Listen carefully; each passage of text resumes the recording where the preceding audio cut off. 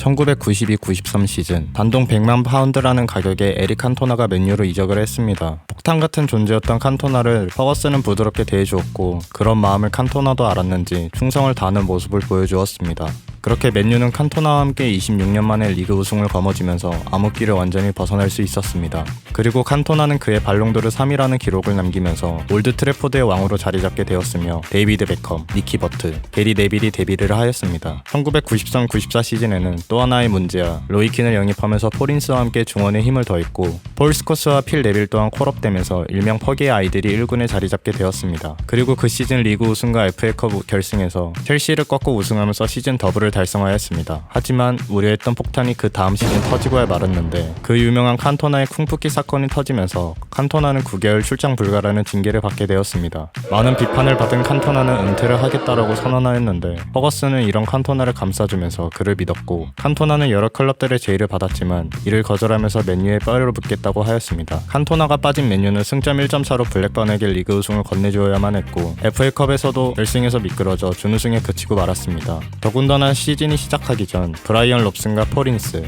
마크 휴즈, 칸질스키스가 팀을 떠났고 맨유는 이적 시장에서 별다른 움직임을 보이지 않으며 퍼거슨은 유스 선수들을 기용하기로 하였습니다. 개막전 패배 이후 맨유는 11월 초까지 패배를 몰랐고 징계가 끝난 칸토나와 겨울에 데려온 앤디 콜과 함께 다시 리그 우승을 거머쥐었습니다. 하지만 이후 30살이라는 나이에 칸토나가 은퇴를 하였고 맨유는 이를 대비해 테디 셰링엄과 숄샤를 앤디 콜로 대체를 하였습니다. 그뿐만 아니라 퍼기의 아이들은 모두 뛰어난 성장세를 보여주며 주축 선수들이 빠졌음에도 훌륭한 리빌딩을 이루었습니다. 1998-99 시즌에는 야포스탄과 드와이트 요크를 영입하면서 수비진과 공격진에 힘을 실면서 큰 기대를 품었지만 갑자기 치고 올라온 아르센 벵거의 아스날에게 밀리기 시작하였습니다. 심지어 챔스 조별리그에서 미넨과 바르셀로나를 만나면서 맨유에게는 지옥같은 시즌이 펼쳐졌습니다. 하지만 다행히 조 2위로 8강행을 이루었고 인테르를 만나 승리하며 4강행을 확정지었습니다. 리그에서는 전반기 8승 7무 3패라는 기록에 우승과는 거리가 멀게 느껴졌지만 후반기 14승 6무 0패를 기록하면서 아스날과 승점 1점 차로 극적으로 리그 우승을 거머쥐었으며 FA컵은 8강과 4강 모두 재경기 끝에 결승에 진출하면서 뉴캐슬을 상대로 2대0 승리 후 더블을 이루어내었습니다. 그리고 챔스에서 유벤투스와의 4강에서 밖에 4대3으로 짜릿한 역전승을 거두며 결승에 진출하였고 결승 상대는 조별리그에서 만난 미넨이었습니다. 시작된 결승에서 전반 6분 만에 선제골을 먹히고 경기 내내 미넨에게 시달렸지만 셰링엄과 솔샤르가 후반 초반 시간에 교체되자마자 동점골과 역전골을 만들어내며 극적인 승리를 가져가면서 버스비가 이루어낸 챔스 우승 이후 30년 만에 비결을 들어올리게 되었습니다. 결국 맨유는 잉글랜드 최초로 기적의 트래블을 이루어내었고 퍼거슨은 감독 커리어 정점에 서면서 엘리자베스 2세로부터 기사자기를 수여받게 되었습니다. 트래블 직후 2000년대에 들어서면서 퍼거슨은 대대적인 리빌딩을 시작하였습니다. 베론과 젬바 같은 선수들은 먹튀로 전락하고 02-03 시즌 종료 베컴이 레알로 가면서 크리스티아노 호날두를 영입하였지만 아스날과 급 부상한 첼시에게 밀리기 시작하면서 리그 우승은 쉽지 않게 되었습니다. 하지만 05-06 시즌 시대의 꿀 영입을 성공한 맨유는 네마냐 비디치, 파트리스 에브라, 에드윈 반데사르 그리고 대한민국 국민에게 놀라운 영입이었던 박지성 약 3년간 긴 리빌딩을 거치면서 맨유는 다시금 제자리를 찾기 시작하였는데 맨유 영혼의 투톱 듀오였던 콜과 요크의 자리를 루니로 대체하였고 오랫동안 순문장 역할을 해주었던 슈마이클은 반데사르가 수비진은 비디치와 에브라, 루이킨의 공백은 마이클 캐릭이 해결해 주었습니다. 또한 기대 이하의 퍼포먼스를 보여주었던 호날두는 재능이 만개하면서 리그를 씹어먹는 공격수가 되었으며 스콜스와 긱스의 노세아로 인한 활동량 커버는 박지성이 메꾸어 주었습니다. 덕분에 06-07 시즌 맨유는 4년 만에 리그 정상을 되찾아왔으며 FA컵에서는 준우승에 그쳤고 챔스는 준결승 진출까지 이루게 되었습니다. 그 다음 시즌은 첼시와의 리그 경쟁에서 승리하면서 2연속 리그 우승을 거두었고 챔스에서는 로마와 바르샤를 물리치면서 9년 만에 결승 진출을 이루었습니다. 결승 상대는 첼시였는데 호날두의 선제골로 앞서 나간 맨유였지만 램파드의 동점골이 터지면서 승부차기까지 이어지게 되었는데 세 번째 키커로 나온 호날두가 실축을 하면서 맨유의 앞이 캄캄해졌지만 첼시의 5번 키커였던 테리가 실축을 하였고 아넬카의 슈팅을 반데사르가 막아내면서 맨유는 다시 한번 비기어를 들어올렸고 시즌 더블을 이루어내었습니다. 이어진 시즌에서는 3연속 리그 우승이라는 쾌거와 칼링커 우승을 거머쥐었지만 챔스 결승에서는 펩이 이끄는 바르샤에게 패배하면서 준우승에 그치고 말았습니다. 09-10 시즌에는 에이스 호날두가 이적하면서 공격진에 큰 큰 공백이 생겼고 퍼기아 아이들은 이전과는 다른 퍼포먼스에 맨유는 크게 흔들리기 시작하였습니다. 결과는 무관으로 이어질 뻔했지만 칼링컵 우승으로 무관은 벗어날 수 있었습니다. 노쇠화된 스쿼드를 살리기 위해서 퍼거슨은 야심차게 치차리토를 영입하였고 이는 대박을 터뜨리면서 맨유에게 다시 순풍이 불기 시작하였습니다. 리그 막바지에서 첼시와 맞붙게 된 맨유는 긱스와 박지성의 활약에 힘입어 승리하면서 사실상 우승을 확정지었습니다. 그리고 챔스에서는 다시 만난 바르셀로나와 리벤지 매치를 가져가게 되었는데 전반전 1대1로 마치면서 강력한 바르샤의 공격을 막아내었지만 후반전에 들어서면서 아무것도 하지 못하고 압도적으로 패배하며 다시 준우승에 그치고야 말았습니다. 두 번의 결승에서 미끄러진 퍼거슨을 향해 능력의 의문을 가질 수 있었지만 많은 팬들은 여전히 그를 믿었습니다. 11-12 시즌은 리그 우승 경쟁에서 맨시티와의 맨체스터 더비에서 패배하면서 자력 우승이 힘들어지는 상황이 찾아왔는데 리그 마지막 경기에서 맨시티가 두고두고 회자될 극적 우승을 차지하면서 리그 2로 마쳤고 박지성은 이 시즌을 끝으로 팀을 떠나게 되었습니다. 12-13 시즌이 시작하기 전 로빈 반페르시와 가가와 신지를 영입하였지만 리그 우승을 찾아오기란 쉽지 않다라고 생각하였습니다. 하지만 놀랍게도 이 시즌 맨유는 통산 20회 리그 조기 우승을 확정지으면서 반전을 꾀하였습니다. 걱정과 달리 리그 우승을 달성한 퍼거슨은 이 시즌을 끝으로 은퇴를 할 것이라고 발표를 하였습니다. 말 그대로 시작은 미약했지만 그 끝은 창대했던 퍼거슨을 향해 많은 이들이 그에게 존경과 감사를 표했고 퍼거슨은 자신의 마지막 OT 경기에서 2대1 승리를 가져가면서 홈 404경기 304승 66무 34패라는 기록을 남기며 OT를 떠났습니다.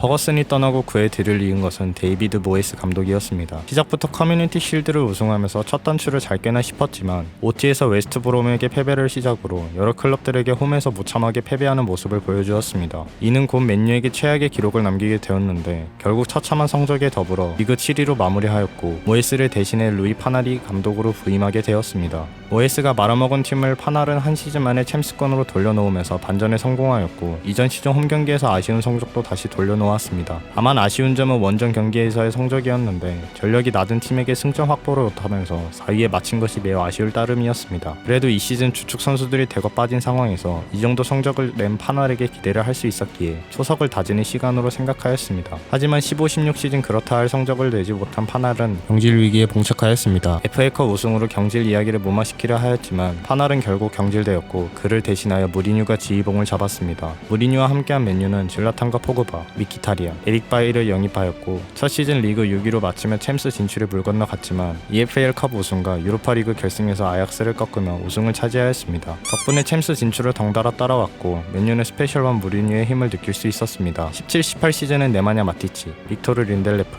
로멜로 루카쿠를 영입하면서 스쿼드의 젊은 피가 수혈되면서 지난 시즌의 상승세를 그대로 이어나가려 하였지만 결과는 무관으로 그치고 말았습니다. 그래도 리그는 2위로 마무리하면서 챔스 진출을 이뤄내었지만 무리뉴에 대한 비판은 피해갈 수 없었습니다. 이어진 시즌에서 무리뉴의 맨유는 성적이 끔찍할 정도로 심각해지자 구단은 결국 무리뉴를 경질하고 맨유 트래블의 주역이었던 솔샤르를 감독으로 부임하게 되었습니다. 중도 부임이었기에 리그를 6위로 마무리한 솔샤르는 그 다음 시즌 리그 3위와 유로파 리그와 FA컵 준결승 진출을 이루며 부진했던 성적을 끌어올렸습니다. 악재 속에서 긍정적인 부분들을 보여주었지만 개선해야 할 문제점들이 많았기에 팬들은 이전에 퍼거슨이 그랬던 것처럼 솔샤르도 분명 이것을 헤쳐나갈 것이라 믿었습니다. 하지만 20-21 시즌 라파엘 바란, 제이든 산초의 영입과 돌아온 호날두의 영입은 많은 이들에게 영광을 되찾을 수 있는 시기가 찾아왔다고 생각했지만 결과는 이해할 수 없는 전술에 무능한 모습이 계속해서 나오자 결국 신임을 잃어버리고 말았습니다. 역시나 솔샤르의 결말은 경질로 이어졌고 그들을 이어 캐릭과 랄프 랑닉이 임시감독으로 팀을 이끌었지만 이미 돌이킬 수 없는 상황에 이르러 최악의 시즌을 맞이하고 말았습니다. 결국 22-23 시즌부터 아약스에서 좋은 활약을 보여준 에릭 테나하가 맨유의 새로운 사령탑에 서게 되었으며 시즌이 시작하고 테나의 맨유는 불안했던 수비 안정감을 심어주었고 재미없던 맨유의 축구에 새로운 활력을 부여해 효율적인 움직임을 가져가는 모습을 보여주었습니다. 결과는 맨유는 EFL컵 우승을 달성하면서 7년 만에 트로피를 가져올 수 있었고 리그도 3위로 마무리하면서 이 다음 시즌 부족한 부분을 메꿔 나가기로 하였습니다.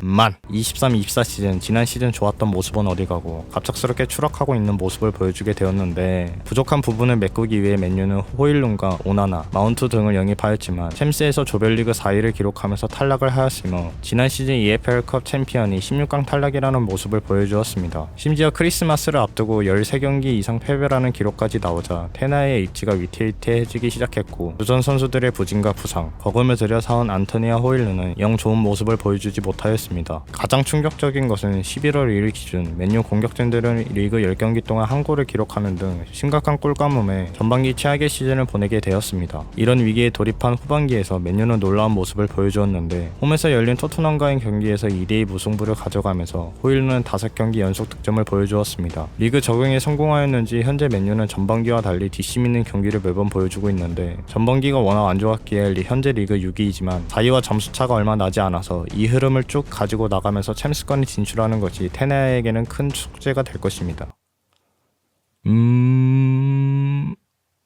잘 하자.